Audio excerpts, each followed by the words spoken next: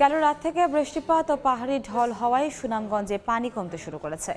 তবে সিলেট অংশে সুরমা কুশিয়ারা নদীর 3টি পয়েন্টে পানি বিপদসীমার উপর দিয়ে বইছে। এই মুহূর্তে সিলেটে আছেন রিপোর্টার উজ্জ্বল চক্রবর্তী ও সুনামগঞ্জে আছেন হিমাদ্রি শেখর ভদ্র। প্রথমে যাচ্ছে উজ্জ্বলের কাছে। উজ্জ্বল,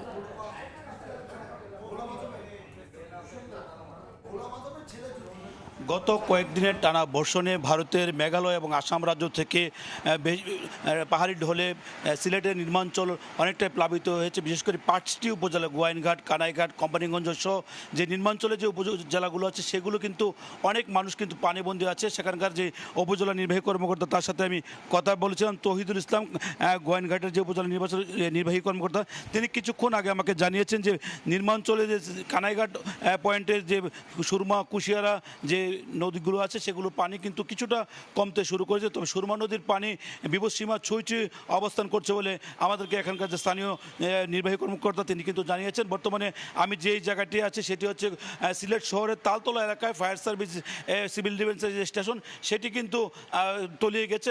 কিছুক্ষণ আগেও কিন্তু এখানে কিন্তু পানি বৃদ্ধি অব্যাহত আছে। তেমনিভাবে আমরা কথা বলেছিলাম বিভিন্ন উপজেলা নির্বাহী কর্মকর্তাদের সাথে, তারা বলছেন যে বিপদসীমার ছুঁই কোথাও কোথাও বিপদসীমা অতিক্রম, সেভাবে কিন্তু উজান থেকে নেমে আসা পাহাড়ি ঢলে কিন্তু নির্মাঞ্চল একের পর এক প্লাবিত হচ্ছে, পানিবন্দী হয়ে পড়েছে প্রায় 1 থেকে 2 লক্ষাধিক মানুষ।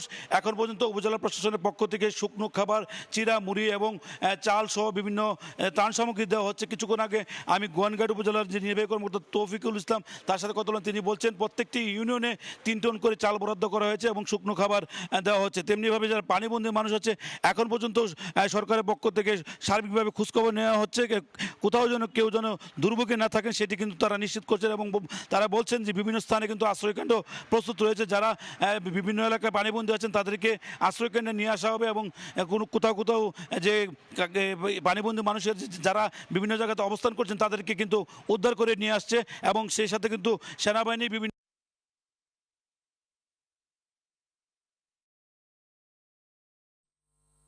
যে আশেপাশে যে বসতি বাড়িগুলো আবাসিক সেগুলোতে কিন্তু পানি প্রবেশ করেছে। তারা কিন্তু অনেকটা দুর্ভোগের মধ্যে আছেন। তাদের যে দৈনন্দিন কার্যক্রম সেটা কিন্তু অনেকটা ব্যাহত হচ্ছে বলে তারা আমাদেরকে জানিয়েছেন। এখানকার আপনাকে জানিয়ে রেখে গোয়াইনঘাট, কোম্পানিগঞ্জ ওই এলাকায় কিন্তু নির্মাঞ্চল, এখানে ভারতের মেঘালয় এবং আসাম রাজ্য থেকে চেরাপুঞ্জির ব্যাপক বৃষ্টিপাতের কারণে কিন্তু এই পানি বৃদ্ধি অব্যাহত আছে এবং যদি আগামী 24 ঘন্টার মধ্যে যে আবারও বৃষ্টিপাত সে কিন্তু পানি বৃদ্ধি কিন্তু অব্যাহত থাকবে বলে আমাদেরকে এখানকার স্থানীয় প্রশাসনের পক্ষ থেকে জানানো হয়েছে। বর্তমানে যে আপনি দেখতে পাচ্ছেন যে বর্তমানে কার্যক্রমগুলো এখানে সেটি কিন্তু এখানে যে ফায়ার সার্ভিস কর্মীরা তারা কিন্তু এখানে পানিবন্দী অবস্থায় আছেন।